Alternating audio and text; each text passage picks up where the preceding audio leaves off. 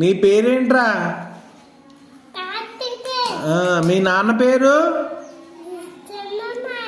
మీ అమ్మ పేరు? మీ తమ్ముడి పేరు? మీ తాత పేరు? మీ నానమ్మ పేరు? మీ నానమ్మ పేరురా? మీ బాప పేరు? నన్నాన్న బాప. మీకు ఆవు ఉన్నదా? మీ ఆవు ఈ రంగు ఏంటి?